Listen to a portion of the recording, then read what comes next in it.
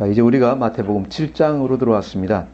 마태복음 7장부터는 또 다른 산상설교에서 다른 하나의 단락을 이루는데, 우리가 지금까지 같이 본 것을 다시 돌아보면 이렇습니다. 마태복음 5장 1절에서 16절까지는 우리가 팔복과 또 팔복의 사람이 사람들을 향해서 어떤 태도를 가지는가, 그리고 팔복의 사람은 세상을 향해서 어떤 역할을 해야 되는가, 빛과 소금이라는 것에 대해서 우리가 같이 봤습니다. 이어서 17절에서 48절까지는 예수님께서 율법을 어떻게 해석할 것인가에 관한 것을 팔복의 사람의 관점에서 보여주셨고요. 그 다음 6장에서 1절에서 17절까지는 팔복의 사람이 어떻게 신앙생활을 하는가, 하나님을 대해서 어떻게 하나님과의 관계를 맺어가는가에 대해서 같이 봤습니다. 결론은 뭐였습니까? 사람을 보지 말고 하나님을 봐라 하는 얘기였습니다.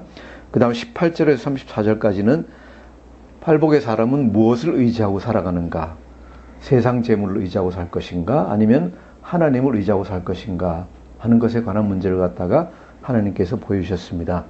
그래서 세상 일에 대해서 염려하지 말고 오직 하나님만 의지하고 먼저 그 나라와 그 일을 구하면은 하나님이 모든 것을 다 주신다는 것을 갖다가 우리가 봤습니다. 지난주에는 저희가 그렇게 할 때 염려되는 것들, 어떻게 그렇게 해서 세상에서 살아갈 수 있을 것인가에 대해서 같이 봤습니다. 결론적으로 제가 말씀드린 것은 제자의 삶을 살아야 된다.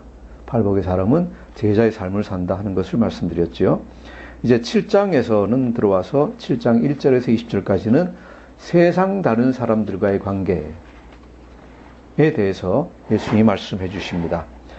그리고 21절에서 27절까지는 지금까지 쭉 하신 5장 1절에서 7장 20절까지 쭉 하신 말씀, 주신 말씀에 대해서 이 말씀, 즉 하나님의 말씀대로 듣고 행하는 것이 얼마나 중요한 것인가 하는 것을 갖다가 이제 또 말씀을 해주십니다. 그래서 그 말씀이 결론을 갖다 이루죠. 그리고 마지막에 가서는 사람들이 다 놀랐다 하는 얘기를 하고 있습니다. 이것이 전체 산상설교인데, 자, 오늘 말씀에서 다른 사람들과의 관계, 세상 사람들과의 관계에서 또 우리 다른 사람들과의 관계에서 가장 첫 번째로 얘기하시는 게 뭡니까? 형제를 비판하는 것을 갖다 얘기하시고 있습니다. 왜 예수님이 이렇게 형제 비판하는 것을 갖다가 얘기하실까요? 그리고 그 다음에 나오는 그 거짓 선지자 얘기를 갖다 하고 계시는데, 우리가 세상 살아가면서 가장 주의해야 될 것이 예수님 보시기에는 뭐라고 생각하셨을까요? 가장 중요한 것이 다른 사람을 비판하는 것이다. 우리가 가장 조심해야 되고 하지 말아야 되고 할 때에는 얼마나 조심해야 되는가를 갖다가 여기서 말씀하고 계십니다. 왜 그렇습니까? 우리가 다른 사람을 잘못 비판하면은 그 비판이 나 자신을 갖다가 찌른다. 그래서 내 자신이 거룩하게 되고 영적으로 성숙하는데 정말로 악한 영향을 미치는 것이 다른 사람을 비판하는 것이다 하는 것을 갖다가 예수님이 보여주십니다. 그 전체 말씀에 대해서 한마디로 결론 말씀하시는 게 뭡니까? 비판을 받지 아니하려거든 뭐 하지 말라? 비판하지 말라 하는 얘기입니다. 여기서 비판으로 쓰여 있는 단어는 중요하기 때문에 우리가 원문을 좀 보면은 원문으로는 크리노라고 되어 있습니다. 크리노라고 되어 있는데 이 크리노라는 단어는 판단한다, 그죠? 아니면 분별한다. 2절에 나오는 헤아린다. 그 다음 하나님이 심판하신다. 아니면은 저주한다 하는 단어가, 하는 뜻들이 전부 다 이 크리노 안에 들어가 있습니다. 그래서 어떤 분들은 비판받지 아니하려거든 비판하지 말라를 갖다가 판단받지 아니하려거든 판단하지 말라라고도 하고, 어떤 분은 심판받지 아니하려거든 심판하지 말라라고 이렇게 때때로 성경 안에서도 이것이 이제 여러 가지 단어로 해석이 됩니다. 우리가 로마서 2장에 보시면은 사도 바울이 너희가 심판하는 그 심판으로 하나님에게서 너희가 나중에 심판을 당할 것이다 라고 하는 말씀이 있죠. 그것도 다 똑같은 크리노라는 단어입니다. 자, 그래서 비판하지 말라라는 얘기는 여기서 다른 사람을 정죄하거나 판단하거나 하지 말라. 그죠? 이 사람이 잘됐다, 잘했다, 잘못했다 이런 것을 갖다가 쉽게 하지 말라는 얘기입니다. 자, 그러면은 여기서 비판받지 아니하려거든 비판하지 말라라고 했을 때 이 비판하지 말라는 얘기가 어떤 뜻일까요?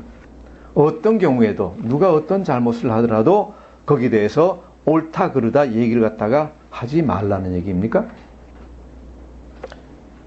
교회에서 많은 분들이 그런 식으로 이 말씀을 갖다가 해석하세요.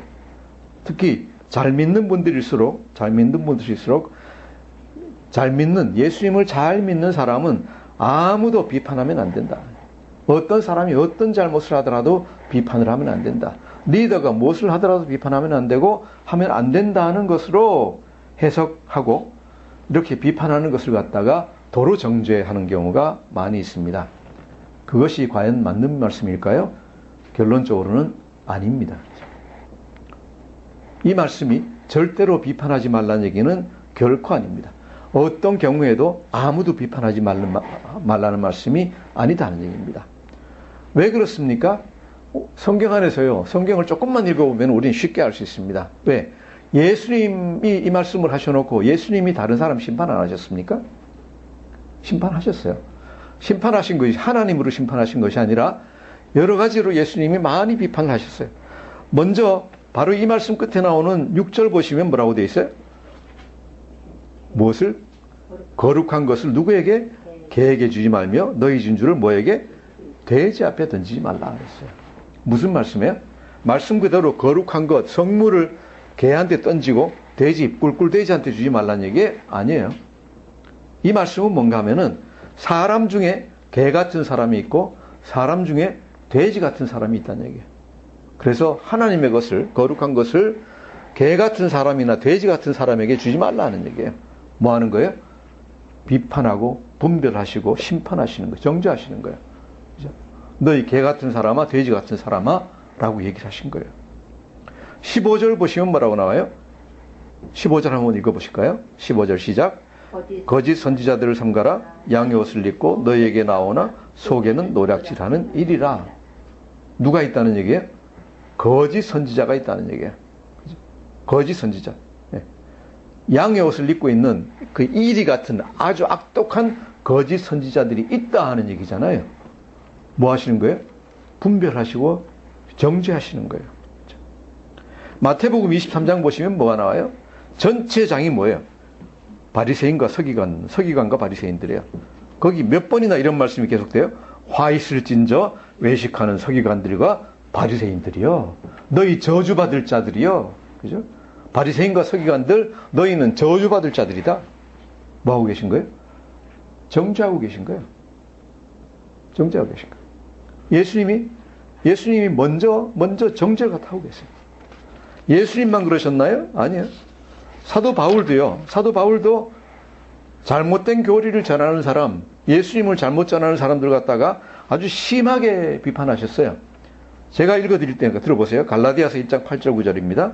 그러나 우리나 혹은 하늘로부터 온 천사라도 아무 사람이라도 우리 심지어 형제나 같은 사도라도 우리가 너희에게 전한 복음 외에 다른 복음을 전하면 뭐를?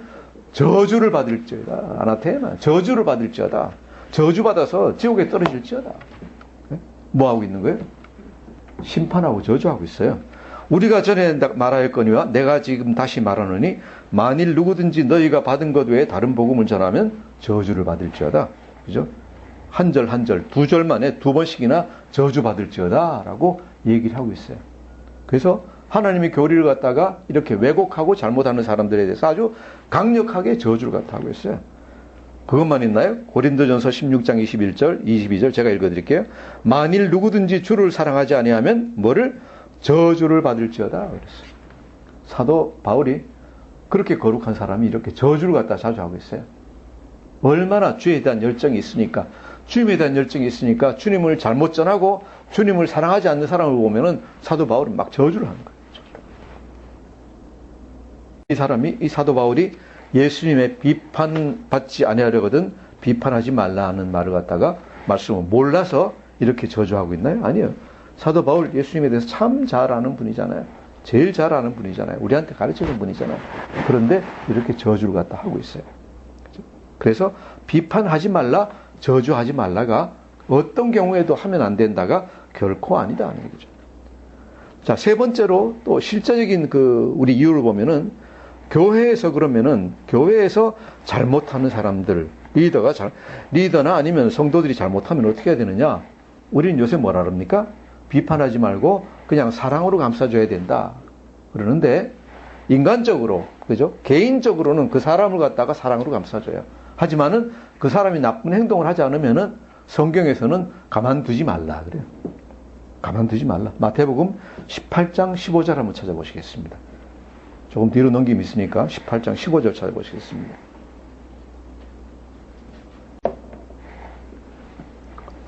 (18장 15절부터) 한 절씩 읽으면서 저희가 한번 보겠습니다. 15절 시작. 내 형제가 죄를 범하거든 가서 너와 그 사람과만 상대하여 권고하라. 만일 들으면 내가 내 형제를 얻을 것이요. 16절. 만일 듣지 않거든 한두 사람을 데리고 가서 두세 증인의 입으로 말마다 확증하게 하라. 형제가 죄를 범하거든, 교회 안에 있는 형제가 죄를 범하거든, 누구를 잘못하거나 교회에서 사기를 치거나, 그죠? 누구를 어떻게 하면은 가만두지 말라는 얘기예요. 왜? 가만두면은 그 형제 때문에 굉장히 교회가 아주 어지럽게 돼요.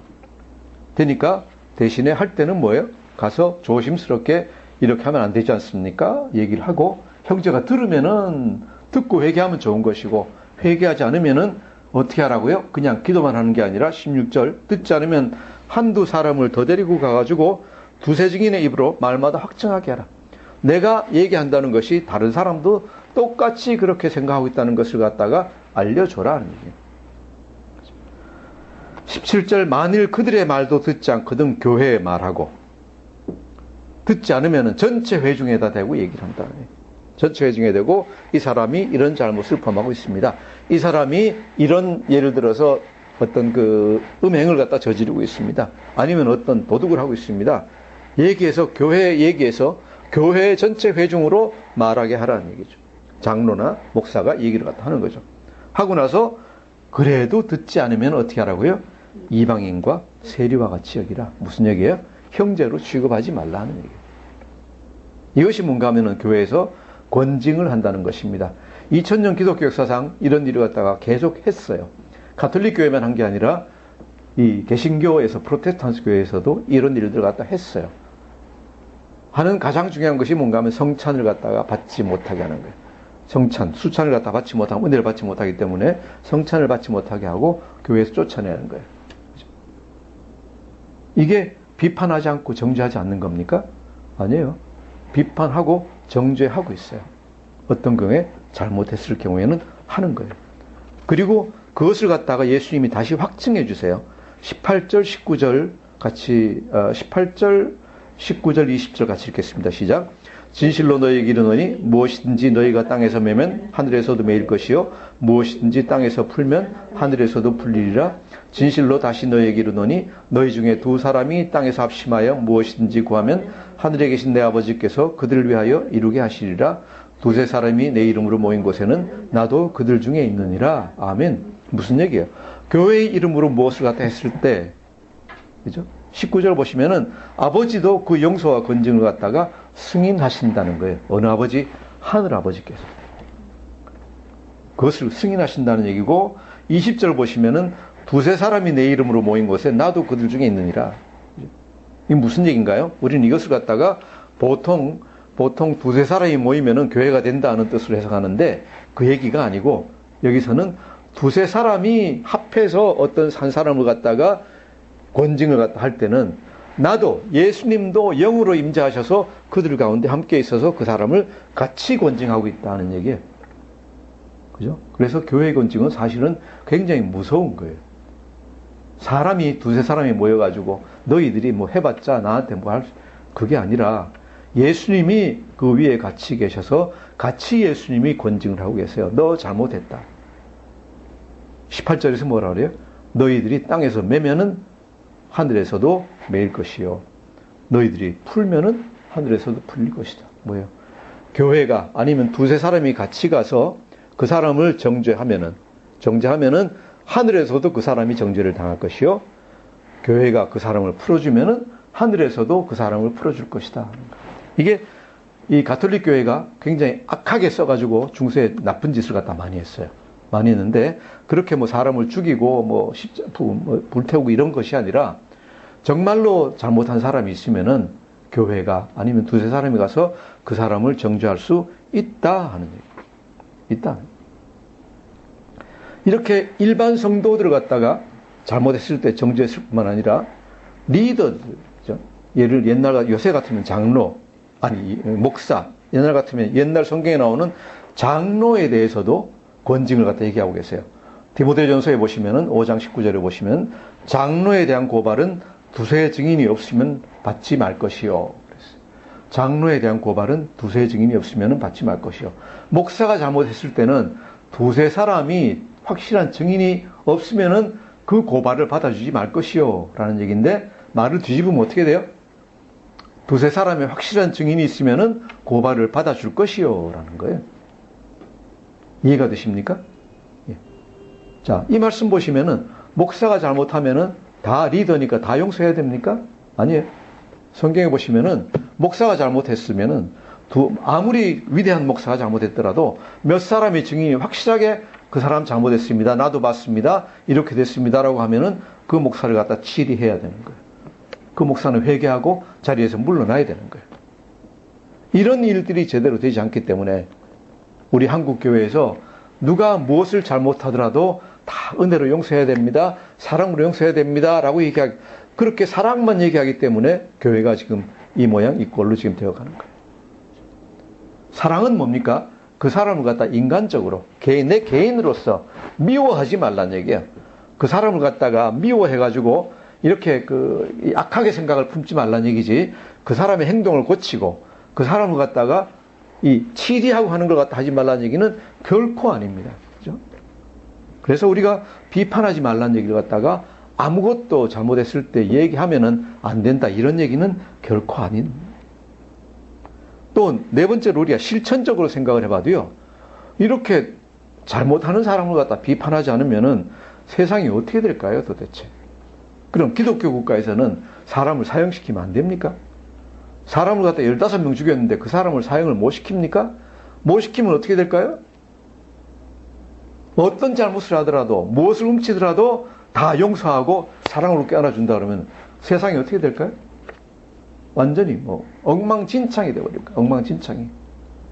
하나님이 얘기하시는 것은 사랑하고 정죄하지 말라 하는 얘기는 뭔가 하면은 그 사람을 개인적으로 악한 마음을 가지고 미워하지 말라는 얘기예요. 미워하지 말라는 얘기예요. 대신에 그 사람이 잘못한 것을 고치기 위해서 그 사람의 행동에 대해서 벌은 줘야 됩니다. 그렇죠? 이것이 이제 하나님이 얘기하시는 것입니다. 우리가 삼국지 보면 유명한 얘기가 읍참마속이라는 얘기가 나오죠. 기억하십니까? 예. 제갈공명이 굉장히 사랑하는 장수, 부하 장수가 마속이라는 장수가 있었는데, 제갈량이 마속을 데리고 이제 어떤 출전을 했다가, 마속에게 한 산을 갖다가 한 진지를 맡기고 절대로 나가서 싸우지 말고 지키기만 하라 그랬어요. 나가서 싸우면 잘못 속아가지고 그 진지를 잃으면 아주 결정적인 어떤 중요한 전략점을 갖다가 잃어버리니까 절대로 싸우지 말고 지키기만 하라 그랬어요. 했는데 이 마속이 좀 있다 보니까 상대방이 막 꾀고 유인하고 하니까 이게 속아가지고 나가서 싸워가지고 져가지고요 진지를 갖다 잃어버렸어요. 얼마나 그 상처가 큰지, 그죠? 그것을 갖다 놔두면은, 마속이 그렇게 한 걸 놔두면은 부하 장수를 갖다 컨트롤 할 수가 없어요. 그래서 제갈량이 어떻게 했어요? 마속을 갖다가 참하는데, 죽이는데, 어떻게? 눈물을 흘리면서 마속을 갖다가 참했다는 얘기예요. 그죠? 그 사랑하던 부하를 갖다가, 자기의 후계자로 생각했던 그 부하 장수를 갖다가 눈물을 흘리면서 배웠다는 얘기거든요. 이게 하나님이 우리에게 원하시는 사람을 대하는 태도예요. 우리가 아무리 죄를 지었더라도 또 교회 안에 잘못하는 사람이 있더라도 어떤 잘못을 하더라도 그 사람을 미워하면 안 돼요. 뭐 해야 돼요? 그 사람을 사랑해야 돼요. 사랑해야 되지만은 하나님의 공의나 세상의 공의가 지켜지게 하기 위해서, 질서가 지켜지게 하기 위해서는 그 사람을 갖다가 뵐 수밖에 없어요. 이것이 읍참마속이에요. 우리가 사랑하면서도 그 사람을 갖다가 비판하고 정죄하지 않을 수 없는 이유예요. 그래서 우리가 이 말씀, 비판하지 말라가 어떤 경우에도 그 사람을 갖다가 잘못했다고 얘기하지 말라. 아니면은 그런 얘기, 그것이 아니다 하는 얘기죠. 자, 그러면은 이 비판하지 말라는 얘기는 무슨 얘기일까요? 무슨 말씀일까요? 무엇을 왜 어떻게 비판하지 말라는 얘기일까요? 첫 번째로 뭔가 하면은 비판하는 대상입니다. 3절 보시면은 3절 한번 같이 읽어볼까요? 시작. 어찌하여 형제의 눈 속에 있는 티는 보고 내 눈 속에 있는 들보는 깨닫지 못하느냐 그랬어요. 누구를 비판하지 말라? 형제를 비판하지 말라요. 형제를 비판하지 말라. 이렇게 우리가 비판하는 걸 보면은요, 우리 간에도 이제 서로, 저도 마찬가지고 비판하는 거 보면은 내가 잘 모르는 사람, 그죠? 내가 잘 모르는 사람, 세상 사람, 높은 사람이 아무리 잘못해도 별로 비판 안 해요. 우리가 여기서 비판한다는 건 뭐예요? 뭔가 하면은 속으로 정말로 미워하는 마음을 품고, 악의를 품고, 이 사람을 갖다가 정말로 정죄하고 있는 거예요. 저러면 안타까운 마음을 하고 있는 게 아니라, 그죠? 안타까운 마음을 하고 있는 게 아니라, 어떻게 보면 굉장히 악한 마음, 그죠? 이런 마음 속에 들어가가지고 이제 하고 있는 거예요. 그렇게 하는 게, 그렇게 우리가 비판하는 게 누구를 비판하는가 하면은 멀리 있는 사람 비판을 안 해요. 누구를 합니까? 아주 가까이 있는 사람을 갖다요. 특히 예수님이 여기서 얘기하시는 건 형제예요. 형제인데, 형제 전에 우리는 누구를 참 잘 비판하는가 하면은 우리 가족 중에 멤버를 갖다 참 잘 비판을 하게 돼 있어요. 그죠? 저도 다른 권사님들이나 집사님들이 하시는 거 보면 별로 비판을 갖다 안 해요. 왜? 까딱 얘기 잘못했다가는, 그죠? 한 방 맞으면은 어떻게 할 수가 없으니까. 누구를 비판합니까? 저희 집사람을 갖다 비판해요. 왜? 집사람 비판하면은 뭐 지가 화나봤자 난 어떡할 거야? 그죠? 이런 생각이 있으니까 그냥 대놓고 앉아서 조금만 잘못하면은 그냥 마음속에 막 이런 게 어떤 치도로 치워서 그런 때가 많거든요. 그죠? 많아요. 이 정말로 어떻게 보면은 가장 나에게 있어 소중하고 가장 가깝고 내가 가장 사랑해야 될 사람, 그죠? 내 아내, 내 자식들, 아니면 내 친구들, 그 교회의 성도들, 이런 사람들을 우리가 비판을 갖다 해요. 비판을 해요. 그래서 예수님이 가장 이 조심하라는 얘기는 뭔가, 형제를 비판할 때 굉장히 조심하라는 얘기예요. 네? 비판하지 말고 굉장히 조심해라. 왜 그렇게 조심해야 되는가? 왜 그렇게 형제를 비판하면 안 되는가? 첫 번째는 뭔가 하면은 하나님의 심판을 갖다가 너희가 받게 된다는 얘기입니다. 자, 이 말씀이 무슨 말씀입니까? 1절 다시 읽어보겠습니다. 1절 시작. 비판을 받지 아니하려거든 비판하지 말라. 여기서요, 주어 목적어가 여기 빠져 있는데, 비판하지 말라는, 형제를 비판하지 말라라고 예수님이 뒤에서 얘기하시는데, 앞에 비판을 받지 아니하려거든 주어가, 숨어있는 주어가 뭔지 아세요? 다른 사람에게, 그 사람에게가 아니에요. 누구에게? 하나님에게. 하나님에게 심판받지 아니하려거든 비판하지 말라예요. 물론 지옥 간다는 건 아니에요. 지옥 간다는 건 아닌데, 내가 형제를 비판하면은 그 비판이 나에게 돌아오는데 언제? 마지막 날에 하나님에게서부터 돌아온다 하는 얘기예요. 얼마나 두려운 일이에요. 내가 형제를 잘못 비판하면은요, 하나님이 똑같이 나를 갖다가 마지막 날 비판한다는 거예요. 내가 내 자녀를 갖다가 잘못 비판하고 정죄하면은 하나님이 그 비판으로 나를 갖다가 비판한다는 거예요. 더 구체적으로 어디에 나와 있습니까? 2절 나와 있습니다. 2절 한번 읽어보겠습니다. 시작. 너희가 비판하는 그 비판으로 너희가 비판을 받을 것이요 너희가 헤아리는 그 헤아림으로 너희가 헤아림을 받을 것이니라. 그죠? 너희가 비판하는 그 비판, 그 기준이 너희가 비판받는 기준이 되고, 또 우리가 헤아리는 그 헤아림, 너 잘해서 잘못해서 그런 그 기준으로 하나님이 너를 갖다 마지막 날 비판이 아니라 그건 심판하실 것이다 하는 얘기예요. 심판하실 것이다. 이게 더 자세히 나와 있는 게 로마서 2장에 보면 나와 있어요. 로마서 2장 1절 다 잘 아시죠? 로마서 한번 찾아볼까요? 로마서 2장 1절 240페이지입니다. 240페이지 2장 1절 같이 한번 읽어보겠습니다. 시작. 그러므로 남을 판단하는 사람아 누구를 막론하고 내가 핑계하지 못할 것은 남을 판단하는 것으로 내가 너희를 정죄함이니 판단하는 내가 같은 일을 행함이니라. 아멘.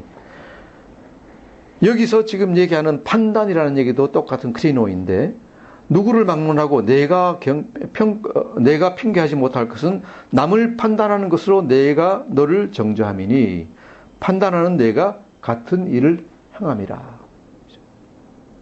자, 우리가 사도 바울이 여기서 얘기하는 건 뭔가 하면, 하나님이 얘기하시는 것은 뭔가 하면, 사도 바울을 통해서 얘기하시는 것은 우리가 누구를 갖다가 판단하고 비판할 때는 내가 같은 일을 행함이라 그랬어요. 자신 있냐? 너는 안 그렇다는 자신 있냐? 너는 전혀 안 그렇다고 자신 있으면 한번 해봐.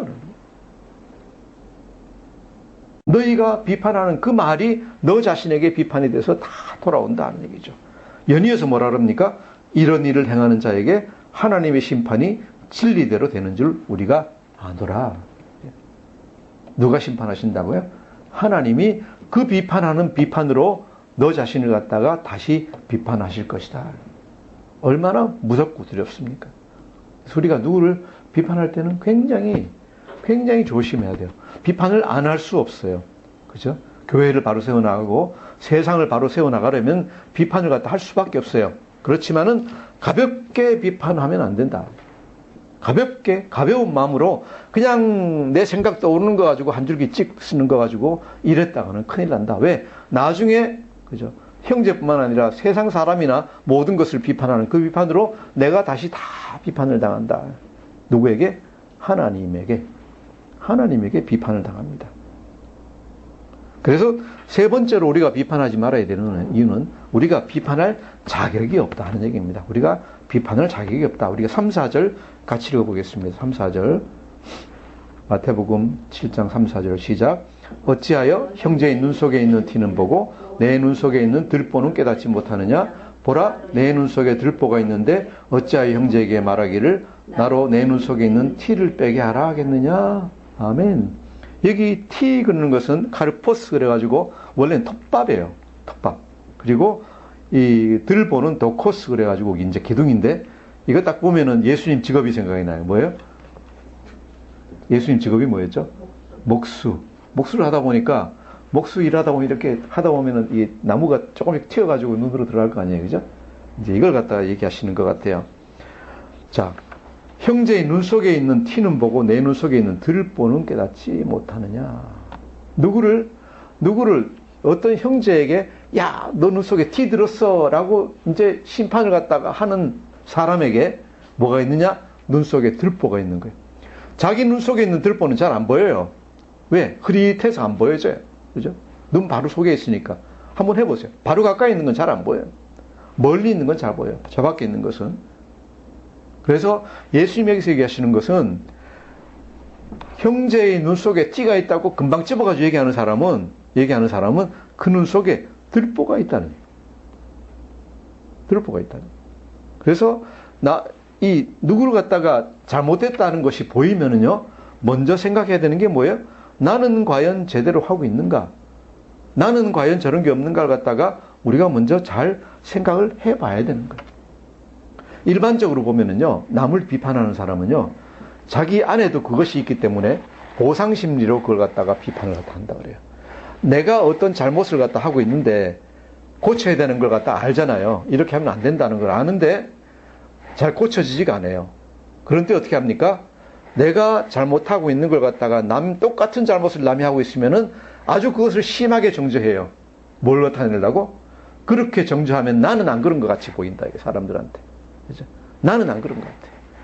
기도 안 하는 사람 보면은, 왜 기도 안 해? 기도 열심히 해야지. 그렇게 심하게 얘기하는 사람은, 기도 열심히 하는 사람은 그렇게 별로 얘기를 안 해요. 누가 그렇게 얘기를 해요? 자기도 기도 잘 안 하면서, 그죠? 남들 기도 안 하는 거 막 정죄해요. 왜? 남들이 기도 열심히 안 한다고 내가 막 정죄하면은 나는 어떤 사람이에요? 사람들이 보기에 나는 기도 열심히 하는 사람 같아요. 그렇게 하려고 남을 갖다가 열심히 이제 정죄하는 얘기예요. 그래서 제가 아는 한 목사님은요, 이 남을 갖다 비판하는 사람을 보면 항상 그렇게 얘기를 하세요. 자신 있으세요? 자신 있어요? 정말로 성도님은 스스로가 안 그렇다는 자신이 있어요? 얼마나 자신 있길래 그렇게 다른 사람을 갖다 비판하세요? 그러고 딱 한마디 찔러요. 그죠? 정말로 눈 속에 들보 아니라 티도 없다는 자신 있으세요? 그러고 그렇게 얘기하는 거예요?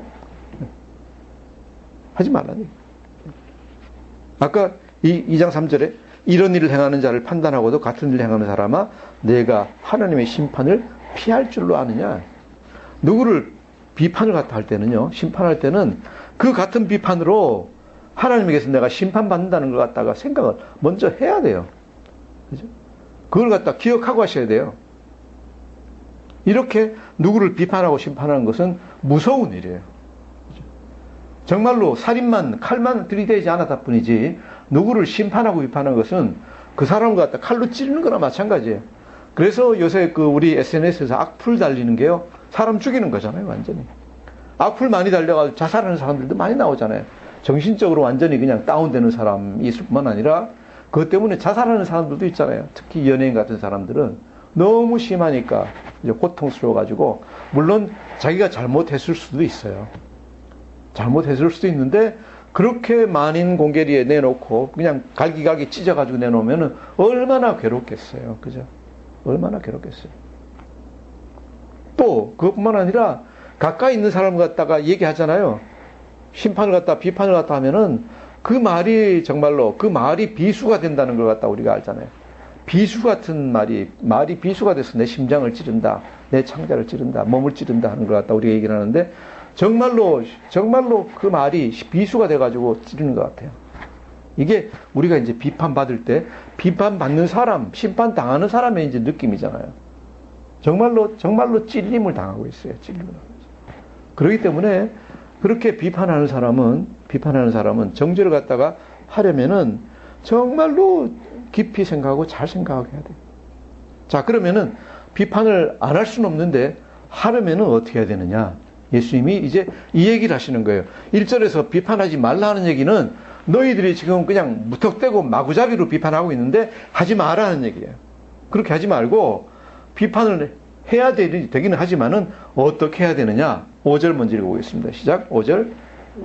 외식하는 자여 먼저 내 눈 속에서 들보를 빼어라. 그 후에야 밝히 보고 형제의 눈 속에서 티를 빼리라. 생각 안 하고 남을 비판하는 사람은 외식하는 사람이에요. 아까 얘기한 대로 자기 속에 그런 게 있는 걸 갖다가 숨기기 위해 가지고, 그죠? 연극하고 있는 사람들이에요. 그렇게 하면 안 돼요. 심판하려면, 비판하려면 어떻게 해야 된다? 먼저 내 눈 속에서 들보를 빼어라. 그 후에야 밝히 보고 형제의 눈 속에서 티를 빼리라. 자, 비판하는 목적이 뭘까요? 목적이 뭘까요? 그 안에 있는 티를 갖다 빼주는 게 목적이에요. 야, 너 거기 네 눈 속에 티 있네? 나쁜 놈아. 가 아니라, 아, 형제 눈 속에 티가 있는데 이거 빼야 되지 않겠어요? 내가 같이 도와서 빼드릴까요? 이게 비판하는 목적이다 하는 얘기입니다.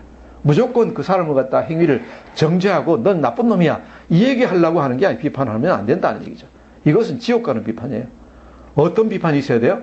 그 형제의 눈 속에 있는 티를 빼주는 게 목적이에요. 그것을 고쳐주는, 사랑으로 해야 되는 것이 비판, 그죠? 심판의 목적이에요. 그래서 예수님 뭐라 그러셨어요? 먼저 내 눈 속에는 그런 들보가 있는지, 네가 정말로 똑바로 보고 있는지 다시 너 자신을 평가해보고 그 후에야 정말로 깨끗하게 밝게 보고 있다는 것 같다 알고 난 다음에 해라 하는 얘기예요. 그래서 형제를 비판하기 전에 해야 되는 게 뭐냐? 첫째로 너 자신부터 다시 돌아보라. 너 자신부터 다시 돌아보라. 돌아봐가지고 너 자신이, 우리 자신이 잘못하고 있는지 안 하고 있는지를 갖다가 다시 한번 잘 생각해보고, 내가 잘못하고 있으면 나부터 고쳐나가고, 그죠? 나부터 고쳐나가고, 또 형제에게 얘기할 때도 들보가 다 안 빠졌지만은 빼려고 지금 노력을 하면 형제한테 얘기할 때도, 형제님, 나도 사실은 이런 들보가 있는데 형제님 속에도 티가 있는 것 같아요. 같이 한번 빼나가 보면 어떨까요? 이렇게 얘기하면은 그건 비판, 정죄가 아니죠, 그죠? 예. 나도 이렇게 잘못하고 있는데 지금 이렇게 애를 쓰고 있습니다. 형제님도 그런 게 조금 보이는데 같이 한번 해보죠. 이 정도만 하더라도 사람이 화낼 리가 없어요. 비수로 찔리잖아요. 언제 비수로 찔립니까? 나는 잘하고 있는데 너는, 그러고 찌르면 찔리는 거예요. 그죠? 예수님이 그런 비판하지 말라는 얘기예요. 나도 잘못하고 있습니다. 하지만은 형제님도 잘못하고 있는 것 같으니까, 그죠? 한번 해보면 어떨까요? 그죠? 신중하게, 사랑하는 마음으로, 고쳐주려는 마음으로, 그죠? 형제의 눈 속에서 티를 밝혀보고 빼는 게 목적이라는 얘기예요.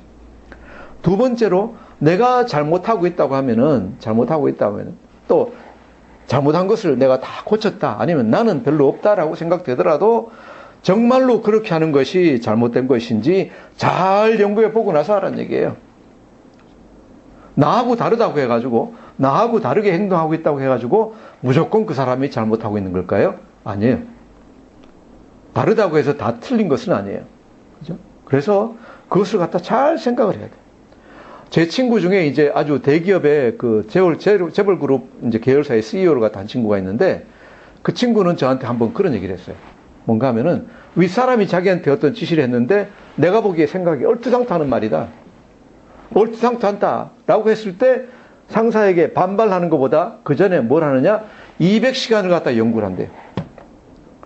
왜 그분이 그런 말을 했을까? 이런 지시를 내렸을까? 갖다가 책을 보고 얘기를 듣고 하면서 200시간을 먼저 연구한다. 연구하고 나서 그분이 잘못한 거다. 잘못 지시를 내린 거다라고 생각되면은, 결론이 나면은 그때 가서 얘기한다는 거예요. 한번 생각해 보세요. 여러분, 200시간 연구하면은 하루에 10시간씩 연구해가지고 한 달 연구하는 거예요. 예를 들어 회장이 어떤 계열에서 사장한테 지시를 갖다 했는데, 그냥 그 다음날 와가지고 바로, 아니면 그 자리에서 아이 회장님 그건 그러면 안 됩니다 라고 얘기하면 회장님이 기분 안 좋겠죠. 기분 안 좋습니다. 그죠? 이게 뭐 이 사람 말을 들어야지 그럴 텐데, 그게 아니라 이 사람이 한 열흘 보름 후에 와가지고, 아 회장님 저번에 그 지시 내렸는데 제가 이 책 보고, 이 책 보니 이 책이 이렇게 돼 있고 저 책이 저렇게 돼 있고 누가 어떻게 이거 들었고 얘기했고 했는데 아무리 생각해봐도 제가 이해가 안 갑니다. 이걸 어떻게, 어떤 의중 가지고 말씀하셨습니까? 다시 한번 설명해 주십시오. 그러면은 아마 감동 먹을 거예요, 저 후에. 그죠? 자기가 얘기한 게 잘못됐다고, 이해 못하겠다고 얘기를 갖다 하지만은, 이렇게 이 친구가 내 말을 갖다가 귀하게 생각을 하고, 중하게 생각을 하고, 정말로 연구 다 해보고 나서 얘기하는구나. 아, 이런 친구 믿어도 돼요. 그죠? 그래서 그 친구가 아무 관계도 없는, 자기가 친척도 아니고 뭐 일가도 아니고 아무것도 아닌 회사에서, 정말로 족벌 중심의 재벌 회사에서 가장 중요한 회사의 CEO가 됐어요. 대표이사가 됐어요. 그렇게 우리가 누구를 정죄하고 비판하기 전에 정말로 잘 조사해보고 잘 알아보고 가야 된다. 그리고 나서 세 번째, 정말로 그래도 아무리 생각해봐도 잘못된 것이면은 할 때 신중하게, 온유함으로, 사랑하는 마음으로, 그죠? 그 사람을 고쳐줄 마음으로, 그 사람을 위하는 마음으로 그 사람을 갖다가 대놓고 얘기를 하라는 거예요. 이것이 예수님이 오늘 하고 계신 말씀이에요. 비판하지 말라가 아니에요. 우리 비판을 갖다 해야 돼요. 잘못된 것은 고쳐야 돼요. 교회 안에서 권징을 갖다 해야 돼요. 세상도 잘못된 것이 있으면 고쳐 나가야 돼요. 나가야 되는데, 우리가 가볍게 함부로 하는 비판은, 그 비판이나 비판하는 말이 그 사람을 비수로 찌르는 것 같이 찌를 뿐만 아니라 마지막 날에 그 비수가 나에게도 찔려 들어올 거예요. 그래서 우리가 비판하는 것은 굉장히 조심해야 된다 하는 것을 갖다가 우리가 알 수 있겠습니다. 자, 그러면은 누가 형제를 이렇게 함부로 비판하지 않고, 비판할 때는 정말로 참된 온유함과 사랑과 그 사람을 위하는 마음으로 할 수 있을까요? 우리가 어디로 돌아갈까요? 또다시 심령이 가난한 사람입니다. 심령이 가난한 사람. 내가 내 안에 잘된 것이 별로 없다. 나도 죄인이다. 라는 마음을 가지고 있으면은, 그 사람은 남이 잘못된 것을 보면 남 정죄하기 전에 먼저 자기 자신 먼저 돌아볼 거예요. 아, 나도 형편없는 사람인데 저런 것도 나도 형편없겠지? 나는 뭘 잘못하고 있지? 내 자신을 갖다가 먼저 돌아볼 겁니다. 돌아보고 정말로 슬픈 마음으로 내 자신을 보고 연구하고 다시 하나님께 여쭤보고 성경 말씀 찾아보고, 그러고 난 다음에도 저 사람이 정말로 잘못하고 있다고 하면은 정말로 슬픈 마음으로, 애통하는 마음으로, 온유한 마음으로 그 사람을 갖다가 구원할 거예요. 뭘 하기 위해서? 바른 대로 인도하기 위해서. 내 자신이 잘났다는 것, 나는 그렇지 않다는 걸 갖다가 증명하기 위해서가 아니라 정말로 사랑하고 그분을 갖다 하나님께 바른 길로 인도하기 위해서 그 사람에게 얘기를 할 거예요. 우리가 예수 믿고 나서 구원받았다고 해가지고 나는 다 잘났고 나는 다 깨끗하고 그런 사람이라고 생각하면은 절대로 안 됩니다. 그죠? 사도 바울이 뭐라 그랬어요? 그렇게 오랫동안 정말로 하나님을 섬기고 열심히 사역하고 난 다음에도 절대로 나는 이루었다고 생각하지 않는다. 라고 얘기를 해요. 그리고 뭐라고 얘기했어요? 나는 날마다 죽노라 그랬어요. 나는 날마다 죽노라. 우리 까딱 잘못 생각하면요. 내가 뭐 좀 그 사역 좀 열심히 하고 성경 좀 열심히 보고 예수님 잘 믿는다고 생각하고 나면은 그 다음엔 어떻게 생각하면 나는 잘났고 다른 사람은 잘 못난 사람. 내가 지도하고 내가 인도하고 내가 판단해야 되는 사람으로 생각을 하기가 쉬워요. 그죠? 그래서 내 편인 내 가족, 내 편인 내 친척, 내 편이 돼야 되는 내 성도들을 갖다가 너무 가볍게 생각하고 막 함부로 대할 수가 있어요. 막 정죄하고 나는 이렇게 거룩하고 잘났는데 너는 왜 그러냐라고 이제 정죄할 수가 있어요. 그러면은 그 사람들을 영원히 고쳐주지 못해요. 영원히 고쳐주지 못해요. 우리가 주위의 사람들을 고칠 수 있는 건 뭡니까? 오직 사랑하는 마음밖에 없어요. 사랑하는 마음으로 그들을 대해야 돼요. 잘못할 때는 얘기를 해야 돼요. 얘기를 해야 되는데 함부로 얘기하지 마세요. 절대로. 화내는 마음으로 얘기하지 마세요. 우리가 애들을 다룰 때도 아기들을 다룰 때도 그렇잖아요. 아기들을 갖다가 이제 교육할 때, 훈육할 때 어떻게 하지 말라 그래요? 화가 나 있는 상태에서 애를 때리지 말라 그러잖아요. 절대로. 애기를 아들이나 딸이 잘못하면 어떻게 해야 돼요? 때려야 돼요. 때려야 되는데 내가 화가 나 있을 때 때리면 안 돼요. 애기들도 그걸 알아요. 화가 나서 날 갖다 미워해서 그러는구나. 화가 났을 때는 때리지 말고 화를 다 가라앉히고 미워하는 마음, 정죄하는 마음을 가라앉히고 난 다음에 정말로 그 애를 위하는 마음으로 한 대 한 대 때려야 돼요. 그죠? 이것이 정말로 사랑으로 하는 훈육이에요. 근데 일반 부모들은 어때요? 그냥 화가 발칵 나 있는 상태에서 막 퍼부어대는 거예요. 그건 뭐예요? 살인하는 거예요. 예수님이 뭐라 하셨어요? 형제를 향하여 라가라 하고 형제를 갖다가 바보라고 부르는 사람은 정말로 살인하는 거랑 똑같다 그랬잖아요. 살인하는 것도. 이렇게 하면 안 돼요. 그렇죠? 대표적으로 나타나는 게 뭐예요? 이번에 신원영이. 어떻게 그 어린애를 갖다가, 6살 난 애를 갖다가 그렇게 대할 수가 있어요. 그 마음속에 화난 마음, 악한 마음을 가지고 사람을 정죄하다 보면은 그렇게 돼요. 저는 그것이 이렇게 남을 비판하고 정죄하는 마음이 아주 극단적으로 나타나는 거라고 생각해요. 아무렇게 절제도 되지 않냐고. 그죠? 그런데 그 상황을 갖다 신문을 갖다 보고 TV를 이렇게 보면서 제가 생각하는 것은 내 마음 속에도 저런 마음이 있겠구나. 그죠? 왜? 저도 가족들을 향해서 화났을 때, 다른 사람을 향해서 화났을 때 그런 마음이 없었을까요? 저도 있었어요. 아이고, 한 방 날렸으면 좋겠다. 한 방 날렸으면 좋겠다. 갖다 물이나 끼얹었으면 좋겠다. 그죠? 뭐 좀 퍼부었으면 좋겠다. 이런 마음이 제 속에는 없었나요? 제 속에도 있었어요. 다만 하나님의 은혜로 예수 믿고 나서 그 마음을 갖다가 이제 제가 다 없애고 예수의 사랑으로 이것을 갖다가 바꿀 수 있는 그런 것이 차이가 있지, 제 마음 속에도 그런 마음이 있었어요. 우리 마음 속에 다 있었을 겁니다. 우리가 어떻게 해야 돼요?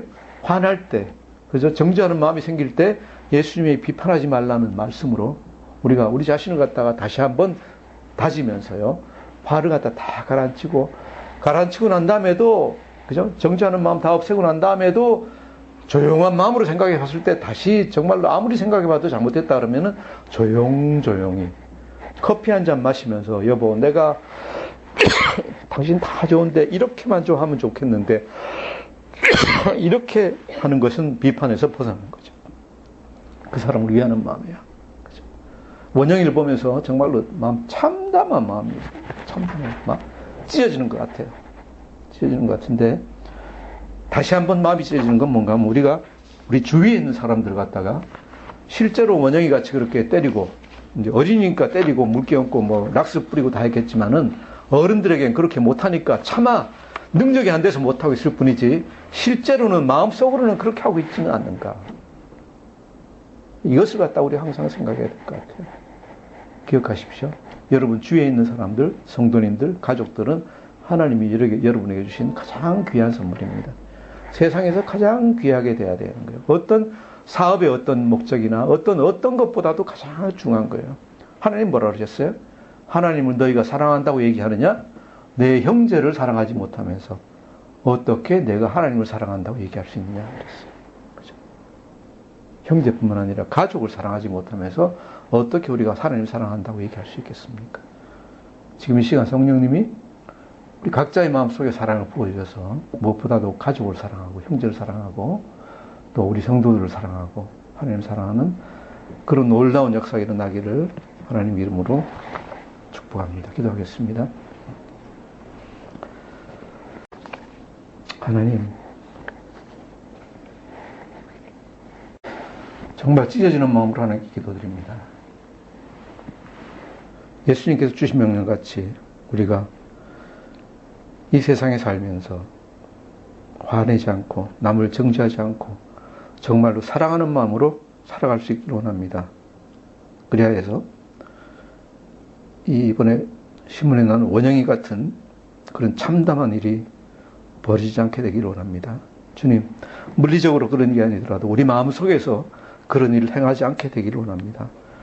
하나님께서 우리에게 주신 모든 귀한 형제와 모든 귀한 가족과 모든 이 주위의 사람들을 우리가 하나님 주신 사랑으로 사랑할 수 있게 되도록 하나님 성령님을 통해서 우리에게 다시 사랑을 이 시간 부어주시고 우리가 회개하고 앞으로 나갈 수 있도록 은혜 더하여 주시옵소서.